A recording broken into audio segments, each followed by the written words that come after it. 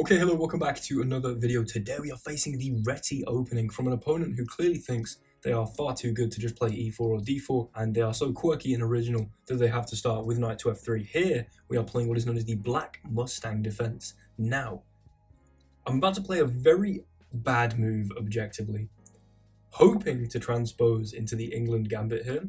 However, our opponent can just play d5. Oh, there we go. Now we're playing queen e7, and now we are in business with queen to b4 ideas. Check, hit the bishop, hit the king, hit b2. The only move here is to drop the bishop back to d2. If the queen goes here, then I believe there's problems because I can take on b2.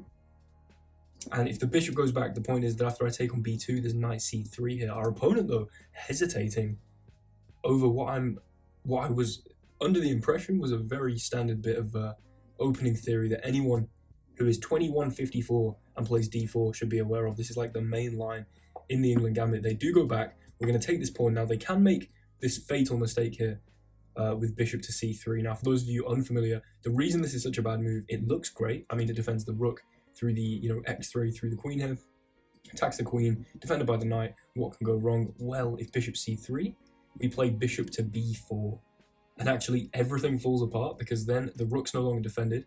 This is pinned to the king, of course. If bishop takes, we can take with the knight. And yeah, we're altogether going to have a great time. Now, opponent again has sunk over a minute here, or a minute more than we have into this game so far, which is pretty insane. Because, I mean, yeah, so far we're still, in theory, if you can... Oh, my goodness. Ladies and gentlemen, that is 6 moves against a 2150 rated player. This is why you take risks in chess. This is why you play objectively dubious stuff, because why play chess unless you're going to do that? The point is now, I mean, as I explained, this bishop is immobilized. The main move and the move that actually proves to be an advantage for white is to play knight to c3. And after bishop b4 and rook to b1, there's a super interesting queen sacrifice that I was going to play. However, they take here, we will take with the knight, and there are too many problems. This is hanging, and also this pawn on c2 is hanging here. If you put the knight out here, yes, the rook is defended. Yes, this pawn on c2 is defended, but unfortunately, the knight is not defended. And so I think that is their best move, the most resilient, but we do just win a free knight in that case, I believe. Maybe even with a knight e3, like a little intermezzo check, perhaps. You block with the queen, we take the rook. Knight e3 check. There's 2 legal moves. And surely forcing knight to d2 has got to be strong. Yeah, okay. And I mean, if they don't play knight to a3 here, then, I mean, one of these things is going to be a huge problem. If you do not move the knight, it is not looking good. If you go here, for instance, to try and hold this, I believe we can just take the rook. And yeah, everything will be falling apart. Using 22 seconds here, if my maths serve me right. I'm studying maths at university. That does not mean I can do basic arithmetic in my head. Got the tankard of water. Cheers. Yeah, I don't know if my opponent just wasn't aware of this. Maybe it's because they don't play d4. They play the Reti, and we've move ordered them into a line that they're not familiar with. They do go knight to d4 here. Now, we can just take a rook for free. This kind of has to be moved. Or we could play queen takes knight. Queen takes here, check, and we win back the queen. I've got a funny feeling if we do this, we're going to be able to play this anyway. Oh, I don't know, free rook or free knight. Now, this seems like an obvious answer to that question. However, this is a really fun line, and we dislodge the king, and we get a pawn. I think, right, we're going to take this first. And I've got a funny feeling that our opponent will not do anything about the fact we can then take this knight, divert the queen away from the defense of c2, and then pick this pawn up on c2 here. But if they do, say they play e3, I mean, it's a really natural move. Ooh. That is a bit of a zesty looking move. Okay, yeah, that's kind of annoying. I mean, we do have an extra rook. We cannot forget that. The queen's not getting trapped. We can always, like, take here or something. I mean, we could take here with the knight now. I'm just a bit suspicious that that's a good idea for some reason. Although, actually, we are just threatening to take this pawn. Yep, send it. Why not? Why not? Threaten to take this pawn. It's what you want to see. We've developed 2 pieces, and nothing else that we currently have on the board has moved. And we have somehow rammed both of our pieces as far away as possible. The queen comes to defend the pawn. Okay, this makes sense. I could always just sack the knight, honestly. You have to play queen takes. Oh! You have to play queen takes and then I take your knight here. Guys, this is just a never-ending string of absolute brilliancy. Knight takes c3 here. You cannot play knight takes because it's pinned. And if you play queen takes, we do not trade the queens, even though we'd still be winning. We take the knight instead with check, forcing either king to d2. No, I mean, that is what we're forcing, because otherwise you go back, right? Guys, this, I mean, we could see resignation here. Yeah, it's just game. It's just game. Resignation in 3, 2, 1. Oh my, and that is just the cherry on top. Have that. Long-term fans of the channel will know that I do that 3, 2, 1 thing kind of a lot, and I just never get it right. And I'm always like, you can't win them all.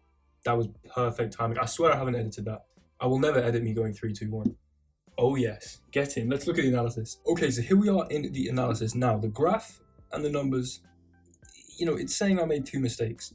I'm going to claim that was a perfect game. The reason is that the Lichess engine is not going to enjoy the fact that if we look here and we go to the masters database, yeah, you see that 0%. Yeah, no masters are playing e5 here. Everyone's playing d5.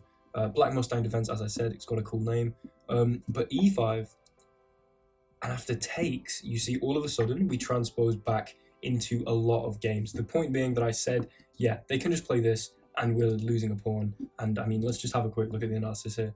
Yeah, knight a5 is insane here, and then what, just knight f6? This is so dumb. But I had a funny feeling they might take. And after they do, we transpose into games played by Daniil Dubov, one of the best players, or my personal favorite players, alive right now, I'll be honest. Who else? We've got Martin Hambleton in here as well. We've got Peter Kazakov, legend of the game. I don't know who that is, I'm sorry. We've got a bunch of really strong players though here. And the point is that this is just the England gambit now, which can be reached by d4, e5 takes, and then yeah, you see here England gambit. Actually, you may not be able to see. Okay, low key, face cam's in the way, but that's a shame. You're gonna have to just trust me that says England gambit now. And the point is that knight c6, top move here, and after knight f3, you see we've transposed into the same position that we are in here after takes. Now, queen here, bishop here, check, and this is, you see there's 11 master games. Look at this. There are 500, there's 500,000 games in this line, and our 2150 rated opponent. I mean, also, yeah, by the way, this is listed as a mistake.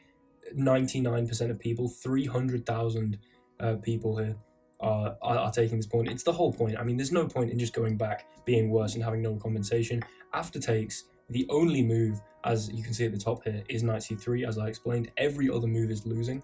And after knight c3, there's a really funny line often attributed to Aman Hambleton or Eric Rosen, probably both. I tend to attribute to both because they are both legends of the game. And in this line, of course, we see queen takes knight, which is played, it's the second most popular move. It's played 7% of the time in the database. Nearly 7,000 people have sacked their queen for the 2 pieces here. And after the knight blocks, then you can either pick this up, as I know Aman Hambleton likes to do, with the bishop, or you can take with the knight. And there are some interesting ideas. For instance, if we see this, you're already losing here because of this devilish dark squared pin. So, kind of interesting. I mean, objectively horrible, do not get me wrong, and also do not play this unless you are willing to lose a bit of elo and have some fun. However, our opponent instead, as you saw, went for the fatal error here, the fatal error of bishop to c3, which 31% of people play here. 68% are playing knight to c3, best move. 31% of people, nearly 100,000 people, have gone for this bishop to c3 move. It is just, it looks so tempting if you haven't seen this before. And as our opponent was a Reti player, can't really blame them for not knowing this trap. But yeah, bishop b4, and then as you'll see, a clinical punishment. Knight here. I should have gone for it. Here, and then picking this up would have been more accurate. No way. Okay, we instead took the rook. And as I said, e3 would have been good to hold the knight, but instead they go for c3. I just decided to take the pawn here, and then yeah, takes. There's just nothing more to be done. This game was only 12 moves, so it was an absolute miniature, but we'd have seen this. I mean, yeah, this would have led to an immediate checkmate, and okay, if I can't win this position, up 7 points of material with my opponent's king on d2. I do not deserve to ever pick up the e pawn ever again and begin a game of chess. So instead, after we played this beautiful little tactic, just mopping up the game, traded this off, I mean, our opponent just had to resign here. And apparently there's been 17 games in this exact line, which is insane. Black winning all of them, obviously. We are 10 points of material up, having entirely decimated White's queenside here. Look at this. This is so stupid. They haven't even moved their kingside. Anyway, thank you so much for watching. This is a much shorter game and a much more kind of trivially won game than I usually tend to try and share. However, I thought this was just a pretty all-round nice and hopefully entertaining game and bit of footage to share with you guys. So hope you enjoyed. But yeah, for long-time fans of the channel, I'm now speaking directly to you. It is currently the 4th of June when I'm recording this. I don't know when I will have edited it and published it, but my exams finish on the 9th. I have been absolutely in the lab, hustling, revising for my exams.